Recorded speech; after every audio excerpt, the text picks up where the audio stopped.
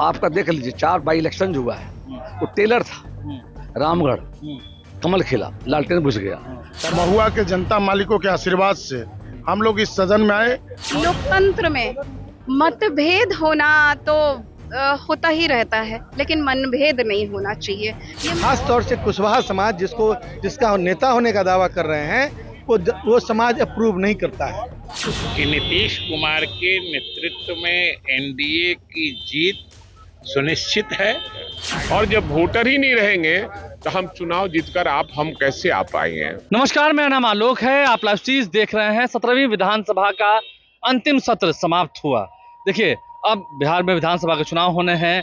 Monsoon सत्र के समाप्ति के साथ ही 17वीं विधानसभा का जो अंतिम सत्र था, सत्र का अंतिम दिन था, उसकी सदन की कार्यवाही भी समाप्त हुई। बिहार विधानमंडल के दोनों ही सदनों की सदन की कार्यवाही समाप्त हुई है। वैसे में तमाम जो विधायक हैं उनकी खट्टी मीठी यादें हैं। कुछ जनता मालिक पर भरोसा कर रहे हैं, कुछ आरोप मर रहे हैं, लेकिन अब सबको चुनाव में जाना है। बोर्ड एग्जाम है, सबका एग्जाम है, फाइनल एग्जाम है, और सब अब जनता की अदालत में जा रहे हैं। तमाम जो नेता हैं, विधायक हैं, मंत्री हैं, वो सभी, यहाँ तक कि विधानसभा अध्यक्ष भी अब जनता की अदालत में जाएंगे। सदन की कार्रवाई तो समाप्त हुई। अब उसके बाद नेता क्या कर रहे हैं हम आपको सुनाते हैं। जेडीयू के विधायक शालिनी मिश्रा हमारे साथ है। 5 साल बीत गए, खट्टी मीठी यादें रही, और अब चुनाव में जाना है। बोर्ड एग्जाम नहीं, फाइनल एग्जाम है, और हम लोग श्योर हैं कि इस बार एनडीए की सरकार फिर से आएगी। 2025 से ज्यादा, 225 सीट से ज्यादा 2025 में हम लोग जीत के आएंगे। एक बार फिर से नीतीश कुमार जी की सरकार बनेगी। हम लोगों ने जितना काम किया है माननीय मुख्यमंत्री जी और एनडीए के नेतृत्व में, उतना काम किसी ने नहीं करके दिया। इस सत्र में कई सारे इम्पोर्टेंट विधेयक पास हुए हैं जो गरीबों, कामगारों, बच्चियों से लेके इवन प्लेटफॉर्म के गिग कार्यकर्ता है उनके लिए भी, कामगार के लिए भी हुआ है, कृषि के लिए, हर क्षेत्र में विधेयक पास हुए और हर क्षेत्र में काम हुआ। जातिगत जनगणना का भी बिल पास हुआ और वो भी हुआ। तो काफी सारे विधेयक और काफी काम हुआ। मैं बस ये कहना चाहती हूँ, जान को खतरा है, ऐसी बात हो रही है। नहीं, देखिए, लोकतंत्र में मतभेद होना तो होता ही रहता है, लेकिन मनभेद नहीं होना चाहिए। ये मैं आग्रह करती हूँ सबों से कि मनभेद बुरी बात है, मनभेद नहीं रखें। मतभेद तो होना ही होना है जब पक्ष विपक्ष है तो।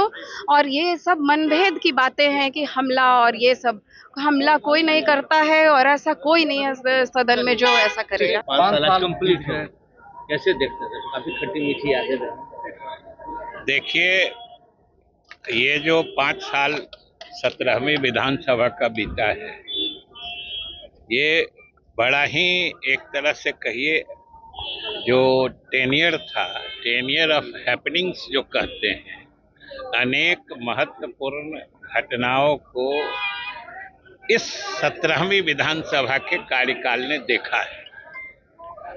और आपने देखा है कि अनेक महत्वपूर्ण जो योजनाएं बनी उनका क्रियान्वयन हुआ। खास तौर से जो पिछले 3, 4, 5 महीने की जो सरकार की उपलब्धियां रही, वैसे तो 5 साल में देखिए तो अनेक महत्वपूर्ण उपलब्धियां रही हैं, लेकिन खास तौर से जो मुख्यमंत्री ने प्रगति यात्रा के बाद जिन योजनाओं का सूत्रीकरण किया या फिर उनका क्रियान्वयन किया है, और अंतिम जो 2 सबको छूने वाली मतलब निर्णय हुए हैं सरकार के, चाहे गरीबों को मिलने वाली पेंशन की राशि को बढ़ाना हुआ या गरीब लोगों का 125 यूनिट तक जो बिजली माफ करने का फैसला हुआ है। अनेक महत्वपूर्ण घोषणाओं का और योजनाओं का क्रियान्वयन इस 17वीं विधानसभा के कार्यकाल में हुआ है। और हमें तो लगता है सरकार की तरफ बैठते हुए और महसूस करते हुए कि सरकार की जो उपलब्धियां हैं ये सीधे जनता को छूने वाली उपलब्धियां हैं, और जनता में बड़ा गहरा असर है इसका। इसलिए आगामी जो चुनाव है उसमें भी हमको लगता है कि एनडीए की जीत सुनिश्चित है। और जिस ढंग से पांचों दल में एकजुटता है और उसके नतीजे भी, चाहे उपचुनाव हो या अभी जो पूरे प्रदेश का माहौल है, ये साफ दिख रहा है कि नीतीश कुमार के नेतृत्व में एनडीए की जीत सुनिश्चित है आगामी विधानसभा चुनाव में, और फिर नीतीश कुमार के नेतृत्व में एनडीए की हुकूमत बनना ये तय। सत्र का अंतिम दिन है। अब आरजेडी के विधायक भाई वीरेंद्र हमारे साथ हैं, काफी मजबूती से बुलंदी के साथ आप रहे। अब तो सत्र समाप्त हो रहा है। जिस सत्र तो समाप्त हो गया, आज आखिरी दिन था और हम लोग एसआईआर के मुद्दे को और गुंडा राज जो बिहार में कायम है उसके खिलाफ में सदन और सदन के बाहर में आवाज को उठाने का काम किया। हमारे नेता आदरणीय तेजस्वी प्रसाद यादव जी ने बड़ी कल जो भाषण में उन्होंने कहा ये बिहार का अस्मत का सवाल है और जब वोटर ही नहीं रहेंगे तो हम चुनाव जीतकर हम कैसे आ पाएंगे। तो ये उन्होंने मुख्यमंत्री को जो कहा कि एसआईआर पर आपको बयान देना चाहिए और इस पर आपको निश्चित रूप से अपना स्पष्ट बोलना चाहिए कि आखिर गरीबों का, दलितों का, पिछड़ों का, अकलियतों का, आदिवासियों का वोट जो काटने का प्रयास किया जा रहा है उसका विरोध आपने कीजिएगा कि नहीं। तो टुकुर टुकुर देख रहे थे, उनको तो लगता है कि बीजेपी वाले दवाई खिलाए हुए हैं और उनके साथ कुछ बंदर रहते हैं, मंत्री बंदर लोग हैं, कुछ वो रहते हैं, दवा हुआ खिला के उनको शांत किए रहते हैं। लगता है कि चुनाव में इसका असर दिखेगा, एकदम असर दिखेगा। और आप देख लीजिएगा आज न कल उनको हाईजैक जो किए हुए उनको जिस दिन पता चलेगा हाईजैक कर लिया उस दिन भाग जाएंगे। एक भावुक क्षण था नहीं? बिल्कुल 5 साल में बहुत कुछ हम लोगों को सीखने का मौका मिला। महुआ के जनता मालिकों के आशीर्वाद से हम लोग इस सदन में आए और जो जन समस्या को उठाने का हम लोगों ने काम किया, बहुत सारे विकास हुए भी, बहुत सारे अभी जो बचे हैं उसको जनता मालिकों के आशीर्वाद से अगर आगे मौका मिला तो पुनः हम लोग उस विकास की रफ्तार को आगे बढ़ाने का काम करेंगे। 2025 में युवाओं का सरकार बने, इसी के लिए हम लोग मंगल कामना करते हैं। और आप लोगों ने देखा है कि बिहार के अंदर 17 महीनों में जो महागठबंधन की सरकार थी, लाखों युवाओं को नौकरी और रोजगार देकर के नौकरी मैन ऑफ बिहार के नाम से जानने वाले तेजस्वी यादव जी, उनको इस बार युवाओं का सहयोग, बुजुर्गों का आशीर्वाद, महिलाओं का आशीर्वाद मिलेगा और 2025 में हम लोग का महागठबंधन का सरकार बनेगा। काफी बल दिया जनता ने।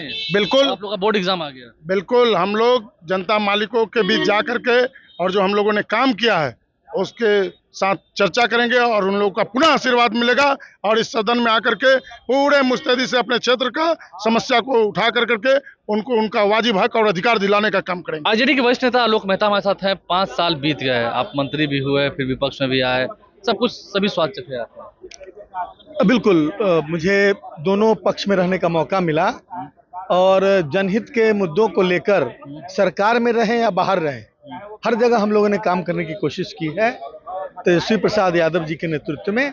और मैं समझता हूं कि जनता ने इसे रिकग्नाइज किया है।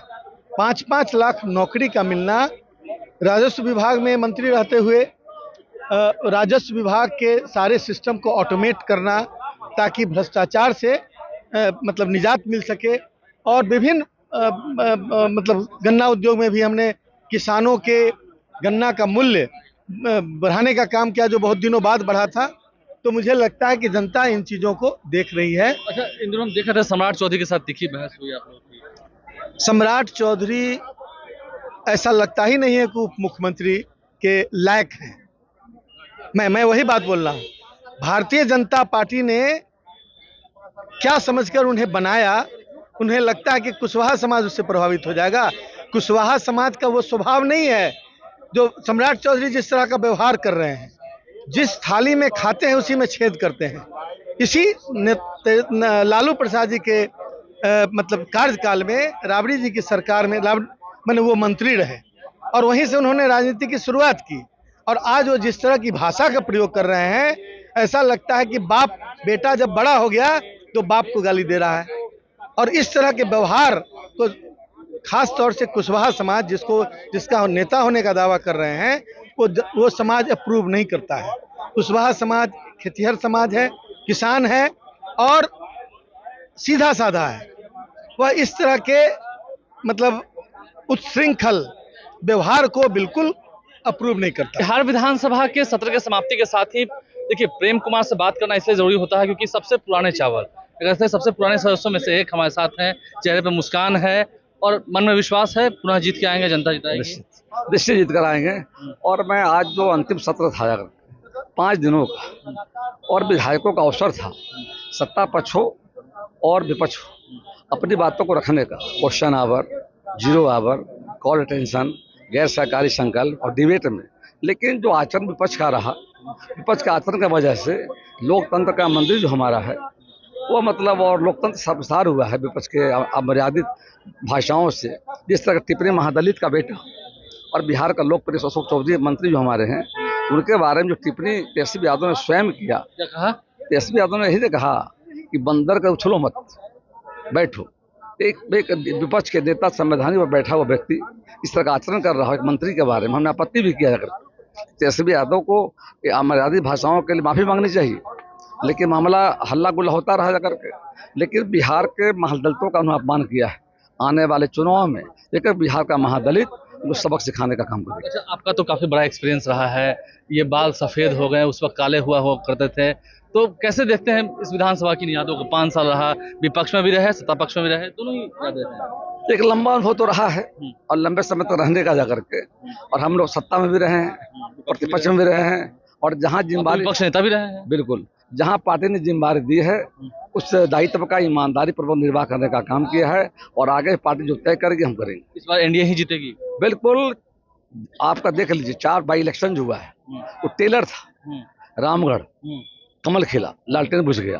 तरारी कमल, बेला में तीर आ गया, लालटेन बुझ गया, और हम पार्टी हमारा वहाँ था बरकरार रह गया। तो बाई इलेक्शन एक टेलर था, वो टेलर ने साफ कर दिया है कि बिहार की जनता नरेंद्र मोदी, नीतीश कुमार से खड़ी है। आने वाले चुनाव में विपक्ष 0 पर आउट होगा, फिर से हम 2/3 बहुमत सरकार बनाने का काम करेंगे। सरकार बनाएगी एनडीए, ये दावा कर रहे हैं प्रेम कुमार। हमने सभी नेताओं से, विधायकों से बातचीत की है इस विधानसभा के सत्र की समाप्ति के बाद। आपने सुना है, हमारे चैनल को सब्सक्राइब कर लें, साथ साथ फेसबुक पेज भी लाइक करें। धन्यवाद।